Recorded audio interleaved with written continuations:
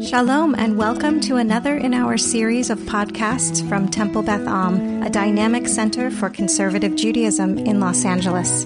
This is a recording of a Shabbat teaching by Rabbi Rebecca Schatz. Sometimes when I teach about, a verse that I really have some kind of chiddush around, or something that, a commentary that I really enjoy, or something that I want to teach based off of that verse. Today's a little bit more drashy.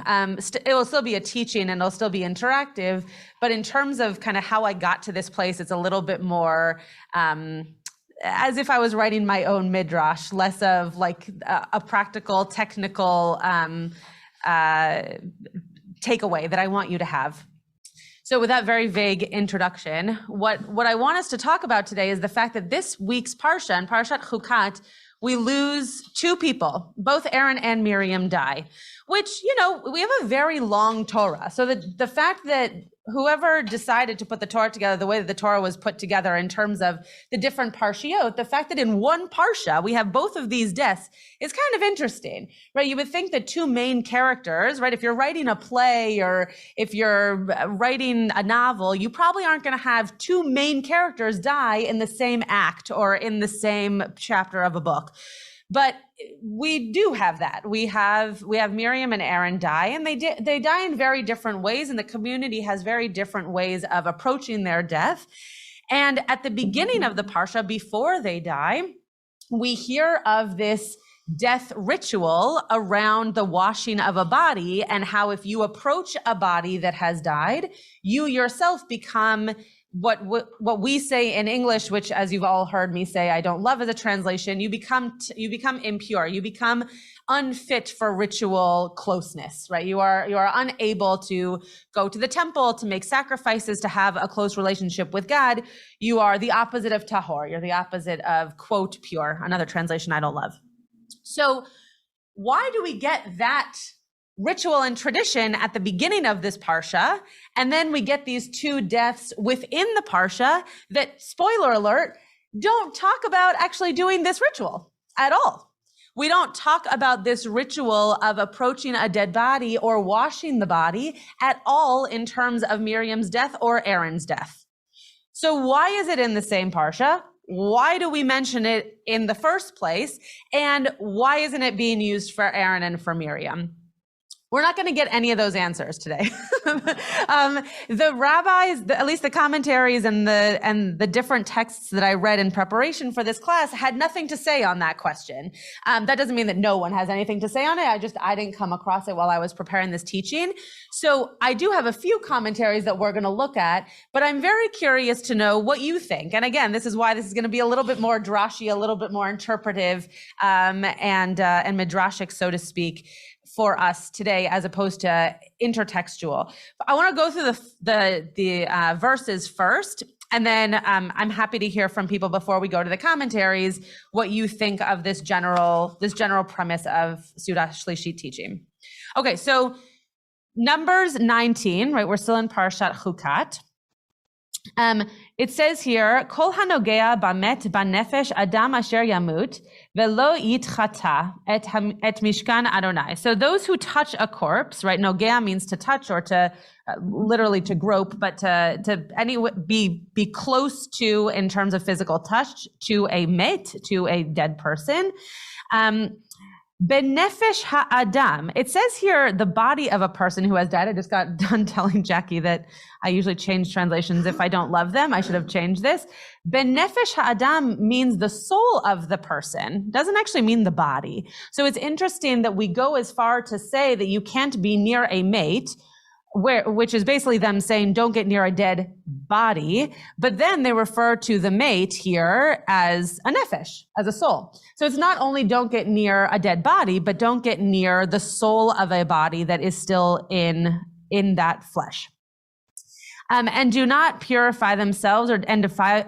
So, sorry, this is all, I'm reading this out of order, which could be confusing. This is all in the negative, right? Anybody who touches a corpse, the soul of a person who has died and does not purify themselves, and therefore defiles God's tabernacle, those people shall be cut off from Israel. V'nichreta hanefesh hahi. Karet, I'm definitely not going to get into this right now, but karet is a type of punishment that is not just lashes, is not just stoning, is not just what we would probably call, the word just left my brain. No, when you're like dismissed from, excommunicated. Thank you so much. It was on the tip of my tongue and then I got there and it went away. Excommunication, it's none of those things. It's quite literally that you become dead to a community. I think I mentioned this a few weeks ago. When you watch Fiddler on the Roof and Tevye says to his daughter, "You're dead to me," right? That's karet, right? The community is not supposed to speak about her any longer. It's as if she never existed. So it's the highest punishment that you can receive, and it's for the worst things that you can possibly do. So that makes us believe that this type of ritual is extremely important, right? You shouldn't get near a dead body, and you should also make sure that if you do that, if you do the mitzvah of tahara, that you then don't come to the tabernacle because you wouldn't want to defile God's tabernacle as a person who is tameh, who is not ready for that kind of ritual closeness, or else you're going to get karet, or else you're going to be dead to the community. And also excommunicated. It's kind of a two-part process.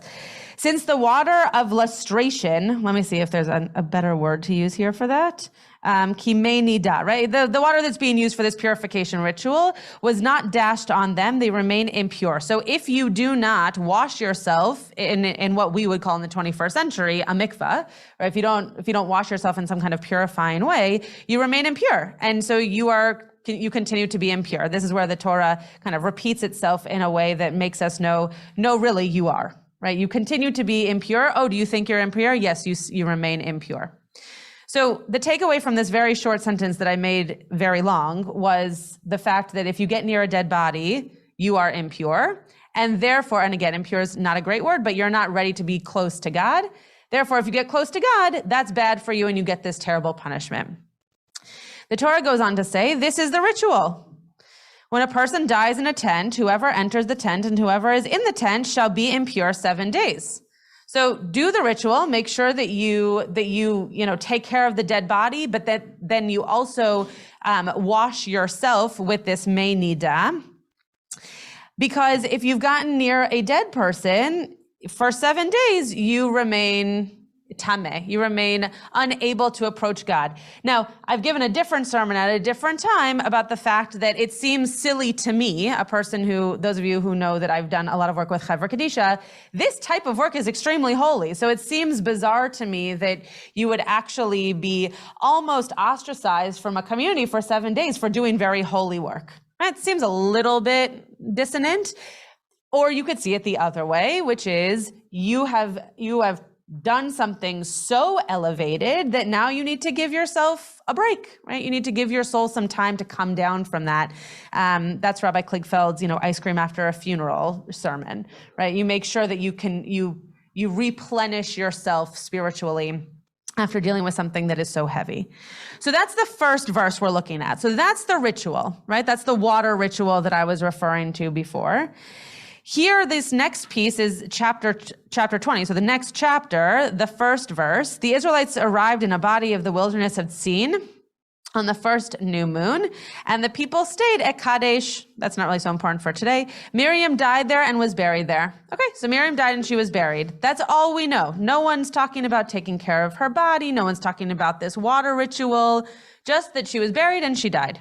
Well, in the opposite, she wasn't buried first. She died and then she was buried, which is better for her. And then the next verse says, the community was without water and they joined against Moshe and Aaron. So what would my question be based on the verses that we read before? Okay, why is that there? Yeah, Tybal? Does that mean that if you don't do the water, the requisite, the symmetrical punishment is being deprived of the water? I could not hear you very well, so say that one more time. That it's a measured symmetrical punishment, that if you don't do the ritual with the water, you don't get the water. I mean, I know. Interesting. Okay. So if you, great. So the fact that what Tybal just said, for those who couldn't hear, it was a little bit hard to hear in this room, that if you don't do the ritual with the water to make yourself pure after dealing with someone who has died, then you don't get water. Interesting. I saw it a very different way, which is, how can they do the ritual with the water if the water went away? Right? If the water goes away after Miriam dies, now what water? Right? How are you going to do this ritual? But Tybal's point is also well taken.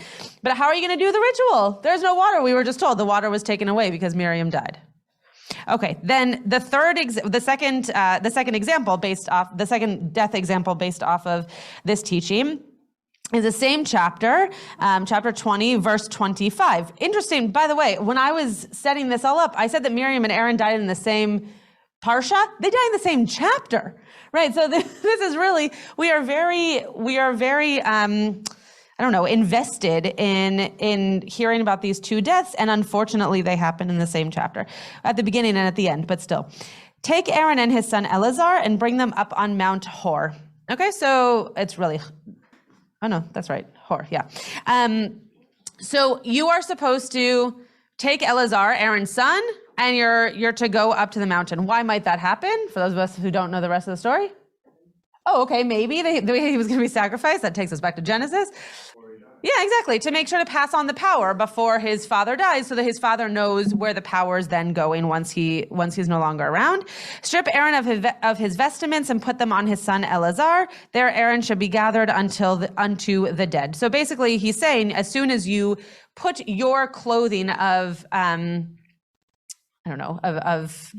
valor on your son, we now know it's like the handing over of a gavel, right? We now know that he's in charge, and then you can die, right? You can be gathered unto the dead, as it says here in the Torah. So Moses does this. He strips Aaron of his vestments and puts them on Eleazar, and Aaron dies there on the summit of the mountain. When Moses and Eleazar came down from the mountain, the whole community knew that Aaron had breathed his last. All the house of Israel bewailed Aaron 30 days. So there is ritual around Aaron's death. What is it? 30 days. Great. They bewailed him for 30 days. We call that shloshim today. Nothing else, right? No tahara, no water, nothing. Just he died and they mourned him. Now, Miriam and Aaron both die in ways that show us that the community cared for them, right? The water goes away, so you miss Miriam. We mourn Aaron for 30 days, so we know that he was important to us. But why start the Parsha off telling us about a death ritual to really care for those who are in your community, who you care for, not to say that word too many times in one sentence. And yet, then when Aaron and Miriam die, we don't do it.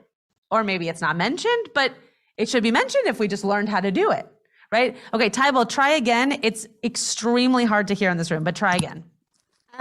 The way you just said that, it made me wonder, do we already know about a birth ritual when after a woman who gives birth, she has to separate herself from the community? That's a good question. Has it already come up in the Torah? So Tybal's referring to when a woman gives birth. For a boy, it's a certain amount of time, and a girl, it's a certain amount of time? It's Tazria. Jackie knew that it was in Parshat Tazria. So yes, we already know of it. Yeah. Oh, because that's matched. I was going to say that's matched birth and death. That birth what? And death separation. That separation of what? It's matched birth and death. The same way you reframed it as you just did something very holy, so you need time to regroup. It's not like an ostracism. I was just saying that's just another matched thing. Yeah. Great. Yes, right. That is correct. Exactly. Jackie wants everybody to know that she knew that because it was her bat mitzvah parsha, but she's also a great student and she will be a great rabbi one day. Any questions on this or comments? So now you kind of see why I was interested in these different pieces. Anybody have any midrash on this or any commentaries you can give on this? Yeah. Oh yeah. So you must have read one of the commentaries, which is totally fine. So Irv is just referring to the fact that in one of the commentaries that we may or may not get to, it talks about how, well, why did we mourn Aaron for 30 days? And for Moshe, it doesn't say anything about us mourning for him. And that's because Aaron was a Rodef Shalom. And so this idea that Aaron kind of went above and beyond to make sure that people felt like an Ohev Shalom, Rodef Shalom. Sorry, I didn't say his whole title. The fact that he went kind of above and beyond to make sure that people felt like they were cared for and taken care of. And the Midrash says that, when a man and wife were arguing and had some kind of issue, that he would bring them back together. And so the people really felt a sense of attachment to him because he was helping them stay as a community and attached. And the fact that it says that everybody mourned him for 30 days meant, the rabbis love bringing this up, meant that it wasn't just the men that mourned him, but it was also the women. And so that's why the Midrash brings up the women. Yeah. Yeah. Yeah, sure. Yeah, no, great. That's great. That's wonderful. Yeah, Alan. Right. Very interesting. That actually gets to this last commentary that we're going to read probably at the end. So that's a really, yes, we'll get there in just one second. Gary, go ahead. Oh, I'm glad to see that the source sheet went out because you have it printed. Yeah. Great. Marlies does a great job of that stuff. Anyways, my question was, you can't expect for Aaron to be bathed in water. There's no water on the top of the mountain. This is the summit of the mountain. So you're making assumptions that there's going to be water available, and then nobody else was there. There was nobody else coming up except for the sun with him. Right. Gary makes a good point, right? We could assume that there probably wasn't so much water available to begin with, and also that there was no one else around. So maybe the ritual couldn't be done because there was no one actually there when Aaron was taken onto the dead, as it says. We don't really know what that means, but probably that he died, but that no one was around for his death. They had kind of prepared him for his death, but no one was actually there upon his death. Any other thoughts on this? Yeah, Tom. It's not really on that. I know. Yeah. Where did you raise my hand? Okay. Yeah. Muted? I'm not muted. Great. So Tom just went back to this idea of both the use of nefesh as soul and also the idea of karet as being a cutting off of the soul, not just sending a person out from the, at that time, camp, but really a cutting off of the person as they once were. And that maybe it has less to do with the actual ritual, the physical washing, the physical closeness to a body, but actually more that when we experience death, whether it's a person who we are close to or just communally know that there is a death, it does do something to your soul, right? It does something to the way that you care for another person. It does something to you if you've had experience with death that you are then affected by and brought back to in terms of experiencing someone else's loss. So that all of that does get kind of brought back to the surface, so to speak, in terms of it not being necessarily about the body, but about the soul. And it would be interesting to look into whether or not the rabbis thought, because it doesn't say this in the Torah anywhere, but whether or not the rabbis thought that tahara was important because obviously back in the day people died and it was a much messier experience than it typically is today. And so tahara was both necessary hygienically and also ritually, but also were we dealing with a soul, right? Did we want to make sure that we were actually purifying a soul before it went for burial as opposed to just the body? It's a really interesting point. Gary, is that a residual hand or is that It's Marlies. Oh, Marlies. Yes, speak loud, Marlies. Okay. I just had a question. If you're in the presence of someone who dies, are you considered tamei or any type of status change? Oh, you are. Yeah. So if you are, so I've told this story quite a few times, so I'm sorry for repeating myself. When I first started here at Beth a teacher of mine and a congregant of ours died in their home, and I went and sat with the body for quite a few hours before anybody could come to pick them up. And I was then considered, we don't really have these these standards, I should say, any longer. Could I have gone to a mikvah? I guess I could have. I'm now thinking about it years later, but I guess I could have. But yes, technically I was then in a state of tumah, which for a whole host of other reasons, most of us are always in a state of tumah, but we don't have to get into that right now. But yeah, just by being around the dead body, even though I didn't touch them and I didn't, I had nothing to do with the actual body itself. Yeah, good question. Thank you. So I want to read this last,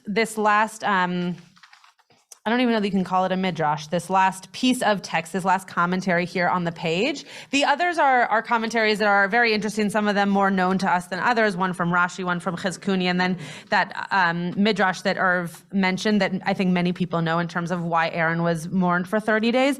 But this was one I had never seen before. It's also from a book I've never heard of before. But it's an interesting way of thinking about why all this death kind of in one space and potentially why the ritual was important to know of even going into this. Out of the three seminal protagonists who forged the Exodus, Moshe, Aaron, and Miriam, 2 died in the book of Numbers, and all 3 died in the wilderness, right? This does not go as far as to say, and 2 die in the same chapter, in the same parsha, but that is also true. Moshe dies alone, buried in a valley overlooking a place of Israelite debauchery. Miriam's death catches us completely by surprise in the opening of Numbers 20 and merits only a clause in one verse. And the people stayed at Kadesh. Miriam died there and was buried there. The community was without water and they joined against Moshe and Aaron. So if you've never read the Torah before, you come across this and you're like, wait a second, what, how, what? There are a lot of questions around why she died and how she died and why are we just hearing about her death and was there a lead up to her death? There is no recorded communal burial. It is as if the sands quickly covered her as the Israelites marched on, complaining insensitively about their unquenchable thirst to 2 fresh mourners. Interesting, when I read this, what I thought, well, let me ask you, what would you think of when reading this sentence about the sand covering her up? The covenant, Abraham. Okay, but who's the other character in the Torah that gets covered up by sand after dying? Okay, Korach was not the one I was thinking of, but good, yes. The Egyptian who Moshe kills, right? Which is really interesting. I didn't put those 2 things together. But as death became a looming reality, the grieving brothers barely picked up their heads at the loss. Miriam was one of many, an entire generation who disappeared into oblivion. Right, so this is going very, harsh into why don't we know more about Miriam's death and why don't we take care to know more about her passing. The text informs us of the fate of tribes who were poised to conquer the land. I'm just going to skip a little since that's not our topic. Tens of thousands died in the Midbar, in the wilderness, fulfilling God's prediction. Say to them, as I live, says the Lord, I will do to you just as you have urged me. In this very wilderness shall your carcasses fall. Right? That's from Numbers a little bit earlier on. The observations of one scholar. The omission of particular discrete sites of burial has the effect of turning the wilderness in its entirety into a vast and terrible burying ground. So, yeah. Yeah, she's not ignored. We just don't know as much about her death. We just know how her death affected everybody else, but we don't necessarily know about how and why. So to close this out, again, I started off by telling you we wouldn't have any answers, but I wanted to bring this as kind of an interesting arc to this week's Parsha, that if we're going to start off by hearing about a ritual that even in the 21st century, we hold up as a very important ritual, right? The whole reason we started Chevra Kadisha with Ikar was because this is something that it feels very important to us. And the two of the 3 main characters of, I would say 75% of our Torah die right after we get this ritual, and yet we don't use it. So I just wanted to bring this as an interesting thing for you to think about while you're reading through this Parsha, and AJ will get the last word. Yeah. Mm-hmm. Yeah. Yeah. Sure. Yeah, most deaths in Torah, woman or man, don't really have. Yeah, there's no real emotion, right? Yeah, that's what Alan just said. Yeah, Rachel, I guess, is the closest. But yeah, it's a really good point that just, death in general, but specifically women until Miriam, there isn't really necessarily a. Correct. 100%. Right. Right. What AJ just said, which is really important for those of you on Zoom to hear, is that they weren't really mourning Miriam at all. They were really mourning that which they lost when Miriam died, right? She was an asset to water that they needed, and then she died and that water went away. So interesting that she was kind of a vessel for that which they needed, and the vessel went away. So Shabbat Shalom. I hope this is somewhat interesting and a thing that you can think about as we're living in Parashat Chukat all week. And also to just recognize, I was telling Jackie, I put this text together after Jackie's father passed away without really thinking that I had put it together in that context. But it is interesting to live in a community where death is coming and death is going. Obviously, it's a very major part of our community, and the ways in which we deal with the death rituals, right? Some of us are very involved in the Chevra Kadisha parts of things. Some of us are just involved in recognizing how people, when they die, are leaving things behind that we have to then either pick up in a very fond way or pick up in a way that is harder for us to be without. Or when it comes to Aaron, who are sitting around and we're really mourning them for a very, very long time. So as a community, we go kind of through all three of these different experiences. You have been listening to another in our series of podcasts from Temple Beth Am, a dynamic center for conservative Judaism in Los Angeles. If you enjoy these podcasts, we invite you to write a review on the Apple Podcast site or wherever you get your podcasts. For more information about Temple Beth Am Los Angeles, go to tbala.org.